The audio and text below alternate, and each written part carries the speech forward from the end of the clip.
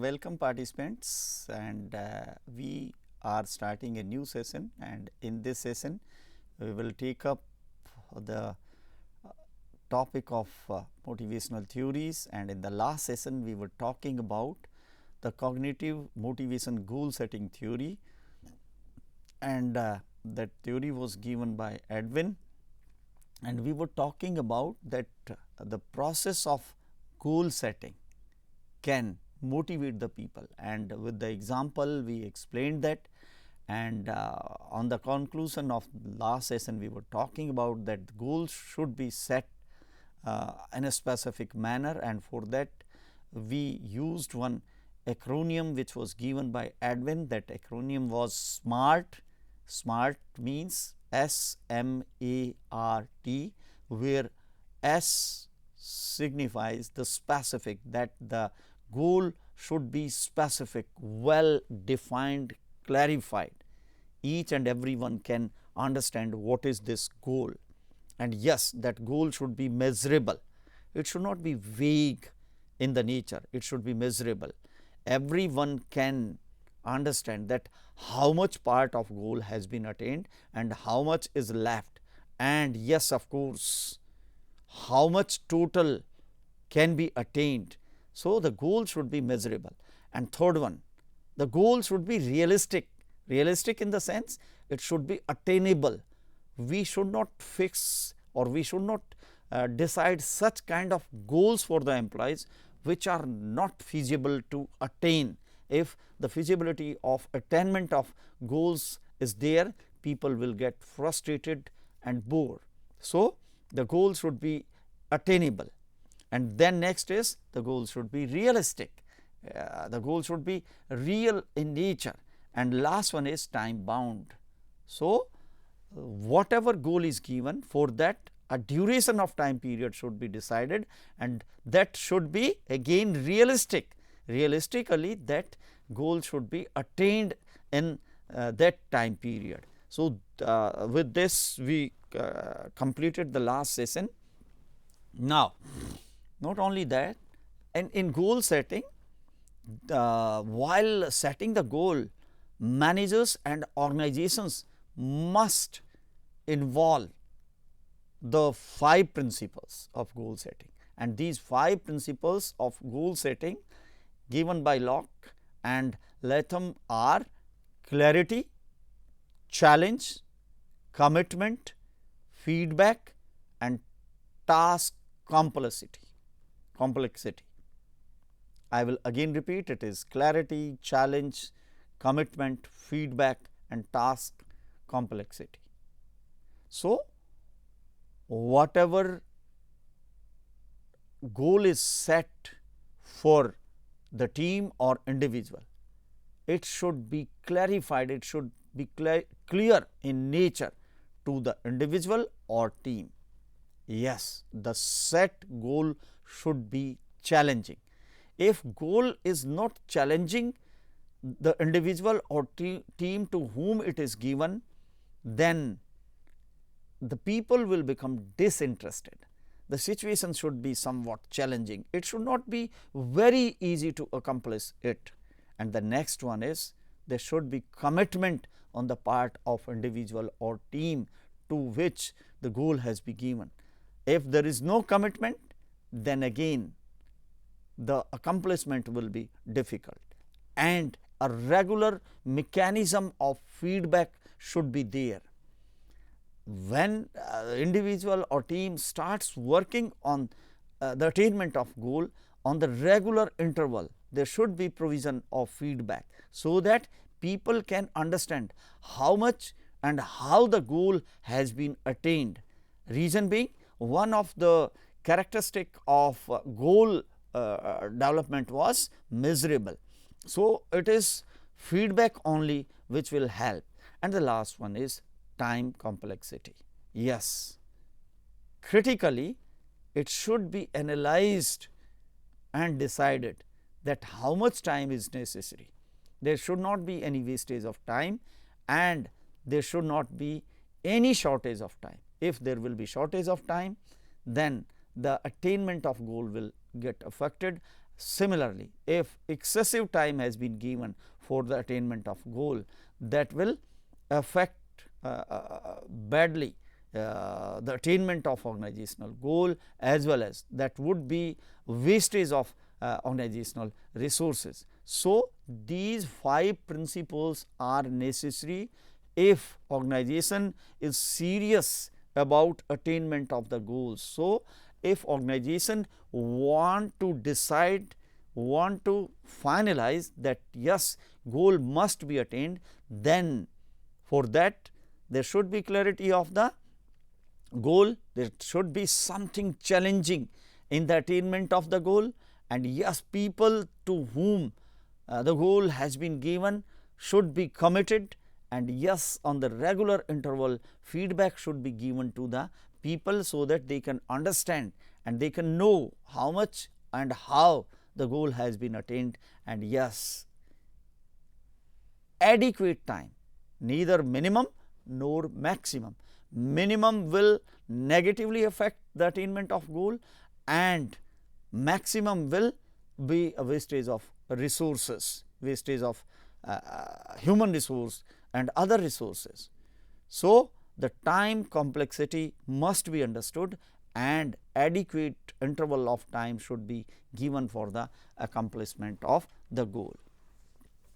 With this, it is completion of the goal setting theory, and in the sequence next theory as per syllabus is the cognitive motivation expectancy theory, and this theory is propounded by Victor H. Vroom. And this expectancy theory basically is a combination of again the process theory and cognitive theory. Process theory and cognitive theory means, in process theory of motivation, we try to understand how the process of motivation happens, whereas in the cognitive theory, what are different factors which can affect the perception of motivation and which can affect the environment and the process of motivation. So, it is combination of both, and this, as already I told you, that this theory is given by Victor H. Vroom in 1964, and this theory elaborates the behavioral process in which an individual selects one specific and necessary option over the other. Basically, in expectancy theory, among multiple options, multiple choices, one specific choice is opted over the others, and according to that, the rule for decision and process of achieving the career goal is finalized. So, in the expectancy theory, employees will have one option over the other, and there will be provision for choice. So, the individual, employee or team will select a specific and necessary option over the others. So, it is specific as well as necessary, both the elements that should be specific and necessary. So, with the degree of specificity and necessity, that goal will be set, then this theory is consist of major 3 variables, and these variables are expectancy, valence and instrumentality. Basically, Vroom has developed 3 major concepts: concept of expectancy, concept of valence and concept of instrumentality. These 3 factors working together can be developed in a motivational process, and according to Vroom, expectancy is a belief where efforts of an employee are the result of a need to accomplish the desired performance goals, where employee has a need, and to attain the satisfaction on this need, individual want to accomplish a desired performance goal. And there are three factors that comprises the impact. Number one is self-efficacy, goal difficulty and control. Basically, expectancy theory involves a variable expectancy, and expectancy is basically performing or accomplishing a goal in lieu of addressing a need, and the factors for accomplishment will involve three basic concepts or three basic phenomena. The first phenomena is self-efficacy, and the self-efficacy is the belief of an individual about their own efficiency.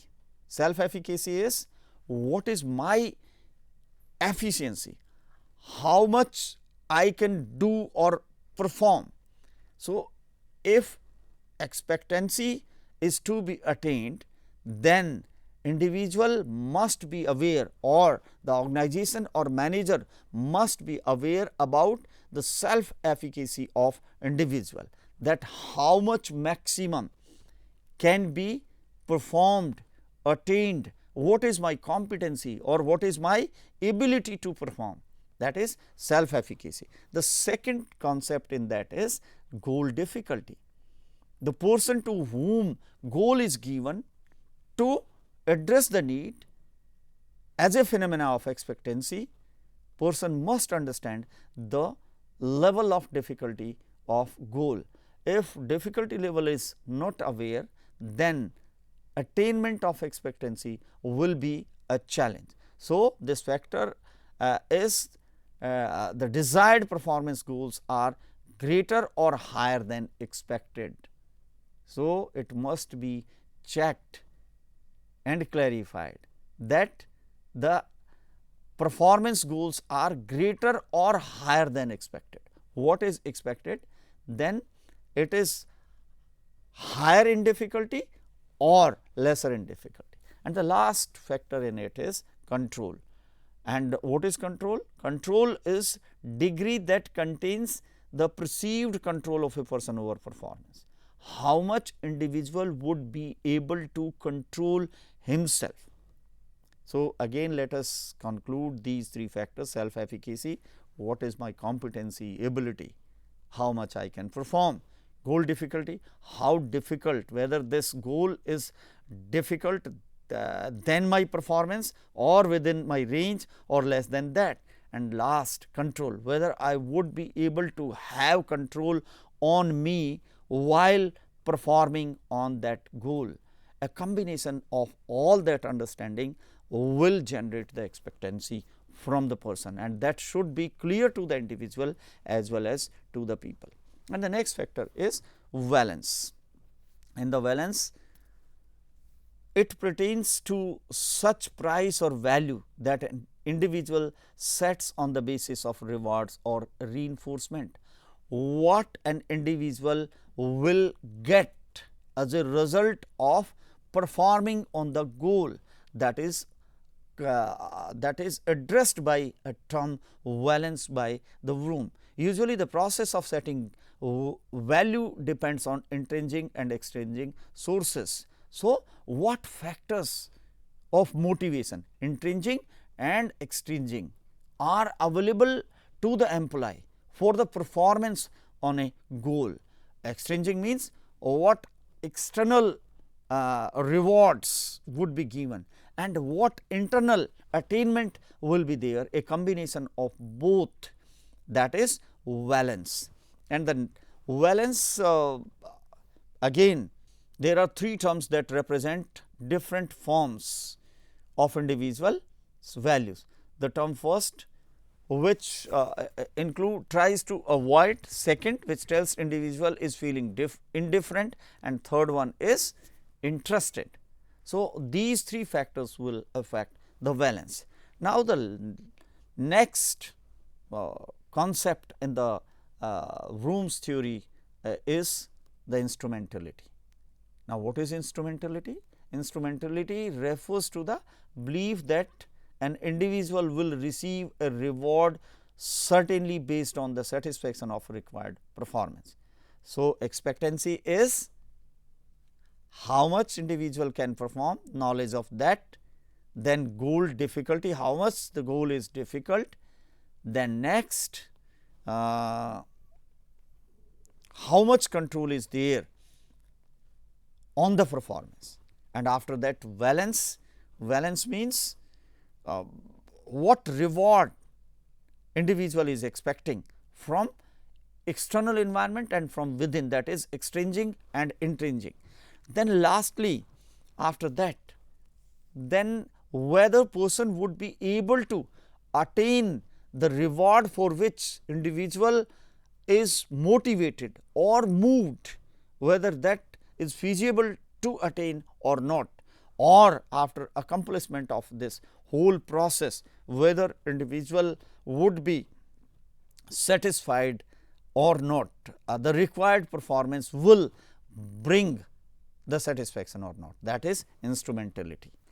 And the level of instrumentality will be low when a person receives the reward for the set activities that must be performed as a job duty. Whereas, on the other hand, if there are three factors involved in the instrumentality, which are control, politics and trust.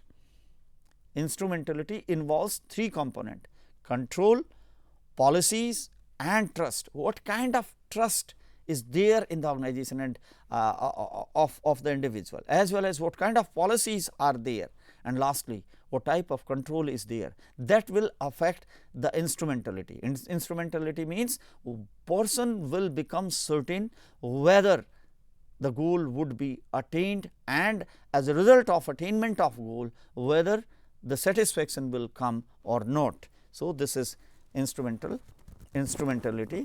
and in this all that will a combination or working together of these factors of expectancy, valence and instrumentality.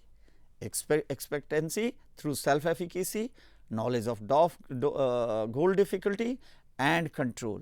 Then valence and instrumentality in its form of control, policies and trust working together will generate a motivating force, which is known as motivational force, and it is the product of three variables, that is expectancy, valence and instrumentality. And this can be represented that motivational force equal to expectancy multiplied by instrumentality multiplied by valence, where motivational force can be represented by MF, abbreviated form of motivational force, and E is expectancy, I is instrumentality and V is valence. So, MF equal to M multiplied by I multiplied by V, and according to this formula, if the variables are strong or high in a person,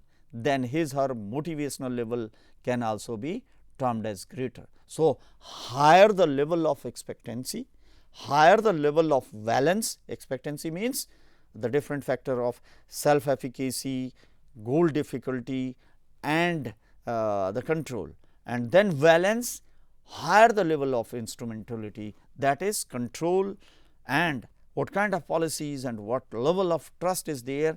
If all these factors are at the higher level, then of course, the motivational force will be higher, and higher the motivational force, the chances of performance would be better.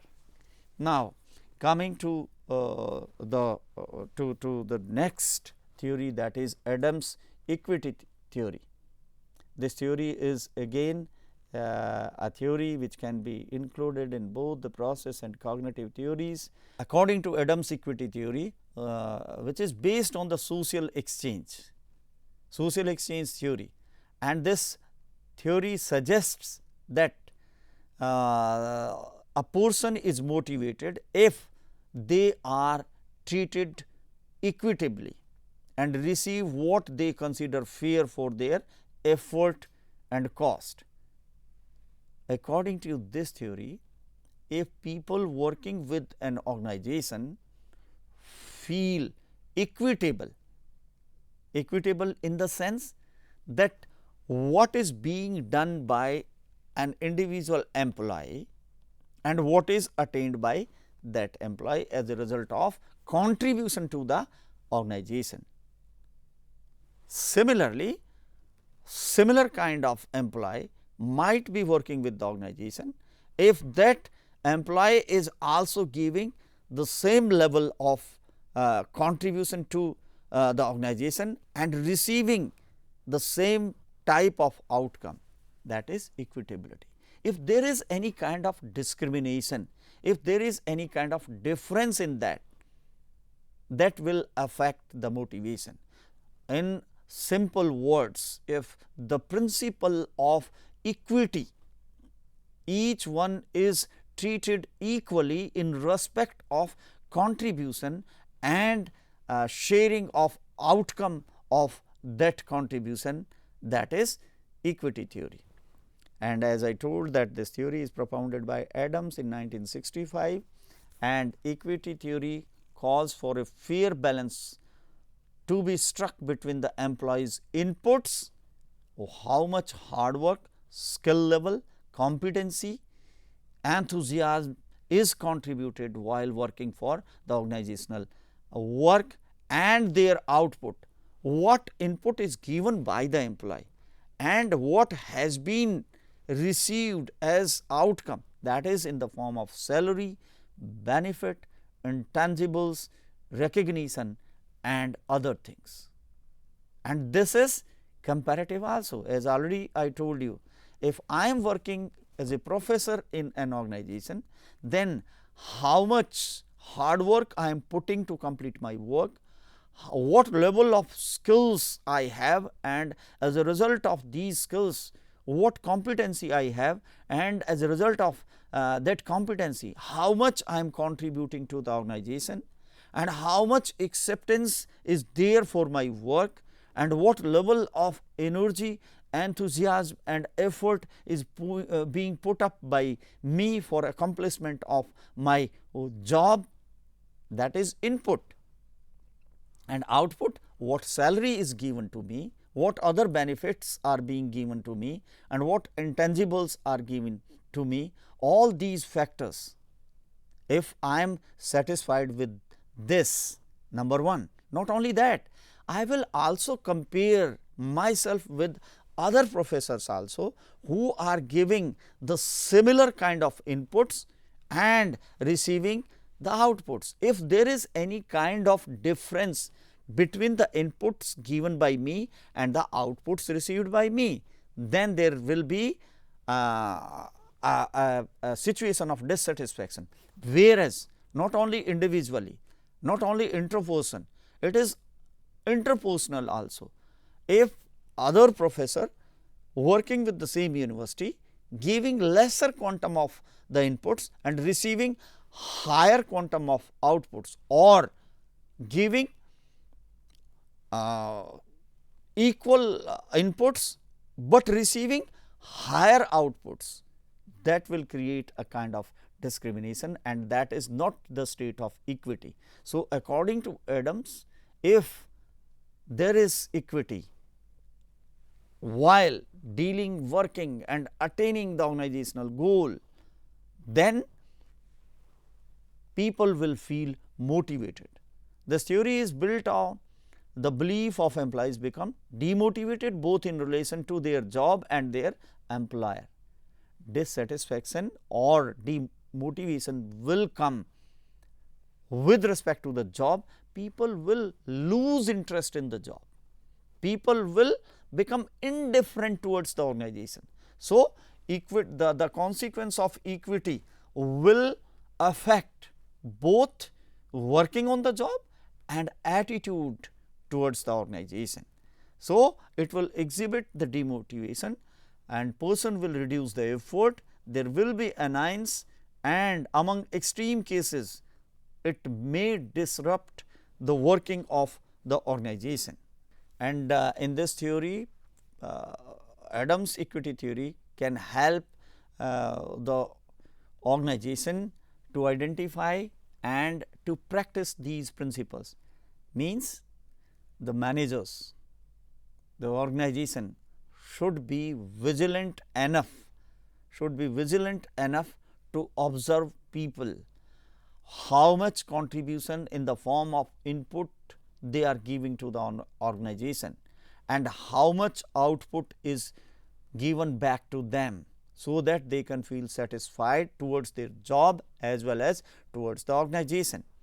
Second, there should be appropriate monitoring and observing system, that people working on the similar level of positions should be treated with the equity. Equal quantum of inputs should be taken from them and the equal quantum of outputs should be given to them. If there will be any kind of differentiation or discrimination among them, the employees will become demotivated, disinterested, indifferent towards both job and the organization. Now, actually Adams has given certain inputs, and inputs are effort, loyalty, hard work, commitment, skill, ability, adaptability, flexibility, acceptance to others, determination, enthusiasm, trust in superiors, support of colleagues and personal sacrifice. What does it mean? These are factors of inputs. Inputs means what an employee can contribute to the organization. An employee can contribute the effort, how much quantum of effort has been given by the employee, how much loyalty is there towards the organization and work, what kind of hard work with involvement, what type of commitment, what level of skill and competency is there, and what type of adaptability among various changing situations and flexibility, and what level of acceptance is there for the employee among others, and what is level of determination for working for the organization, and what level of enthusiasm and energy is put for doing the work, and how the superiors have trust on individual. These are some of the factors, and among the outputs, what financial rewards are given in exchange of the list of inputs given by the employee to the organization. What are the factors given in exchange? The very first is financial rewards in the form of salary, benefits, security and other means, and yes, other intangible things also, like recognition, reputation, how person is being recognized, being contributor of a very good list of inputs, what will be the reputation and how responsible individual is, then what is sense of achievement, praise, and all these factors will be the outcome. And with this, it is completion of work motivation, concept, phenomena and various theories. And yes, of course, I have explained by understanding the process of motivation and motivational theories, how people can be motivated among organization for the achievement of organizational goal. So, here it is conclusion of this session. We will meet in the next session with the new topic. Thank you for your kind participation. You might have enjoyed the learning. Thank you very much.